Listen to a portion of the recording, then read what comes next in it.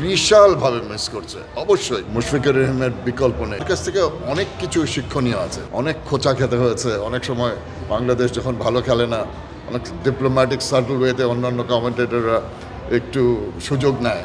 শব্দ ব্যবহার করা তো কঠিন হয়ে যায়, কারণ তুমি যে নর্মাল ভয়েসে যখন কথা বলো, কমেন্ট্রি করো, যখন বাংলাদেশ ভালো করে তোমার গলার শটটা অন্যরকম হয়ে যায়। অনস্বীকার্য যে মুশফিকুর রহিম এতদিন ধরে খেলেও এমন একটা রানের খরার মধ্যে থেকে এসেও যেভাবে এই জায়গায় খেলেছে, মানে শব্দ ব্যবহার করা তো কঠিন হয়ে যায়, কারণ খেলাটা সবাই দেখেছে যে কী কষ্ট করতে হয়েছে, কী ধৈর্য ধরতে হয়েছে, আর তার যে টেকনিক্যাল অ্যাবিলিটির যে কোনো ঘাটতি নেই সেটা কিন্তু লক্ষণীয় ছিল।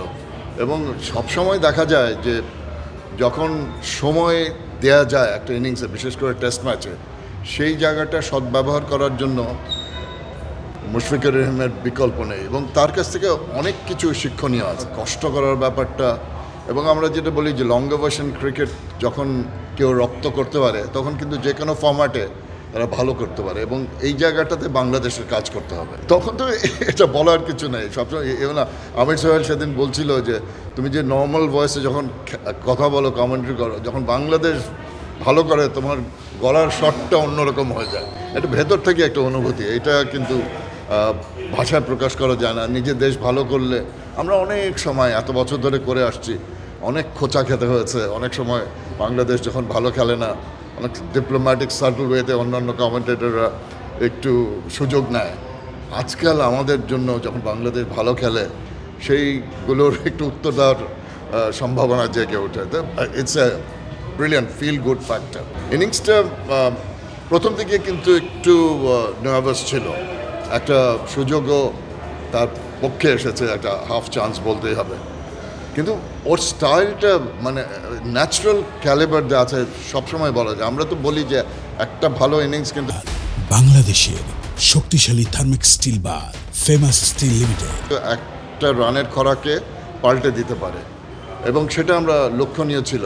সে যখন এসেছে দলটা একটা শক্ত অবস্থানে, এবং এই সুযোগটা সদ্ব্যবহার করতে সক্ষম হয়েছে লিটন কুমার দাস।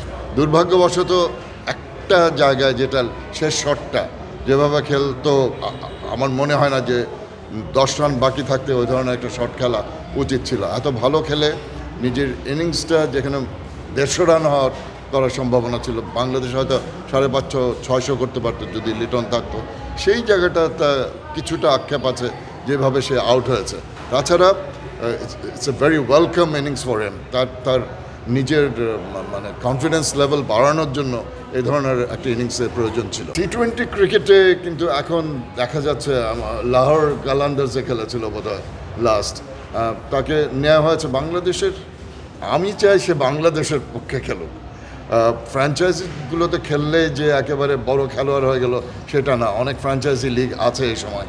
রিশাদের ক্যালিবার আছে, তার হাইট আছে, এক্সেপশনাল প্লেয়ার। যে লেগ স্পিনার আমরা অনেক দিন ধরে খুঁজে বেড়াচ্ছি, সেই লেগ স্পিনার আমরা পাচ্ছি না, কিন্তু তার এখনও অনেক শেখার ব্যাপার আছে।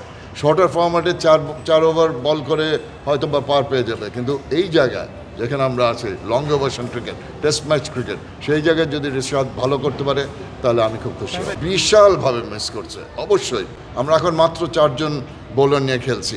এই ধরনের গরমে, এই ধরনের হিউমিডিটিতে প্রতিটা বোলারকে কিছুক্ষণ বিশ্রাম দিতে হয়। সেই বিশ্রাম দেওয়ার সুযোগটাও কমে আসছে যেহেতু একজন বোলার শর্ট।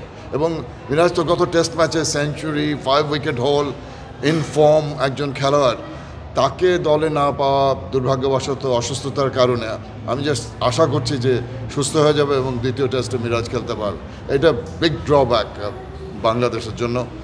যা আছে তাই নিয়ে তো খেলতে হবে এবং সেটাই করে যেতে হবে। আমি জাস্ট আশা করছি যে এই শ্রীলঙ্কাকে একটু যেন ঘাম ঝরায়, কারণ ব্যাটিং ফ্রেন্ডলি ট্র্যাক, এটা মানতেই হবে। এবং শ্রীলঙ্কার অনেক নতুন খেলোয়াড় এবং পুরনো খেলোয়াড় মিলে তাদের অভিজ্ঞতা আছে, তাদের নিজেদের মাঠ, সব কিছু মিলিয়ে অ্যাডভান্টেজটা তো তাদের।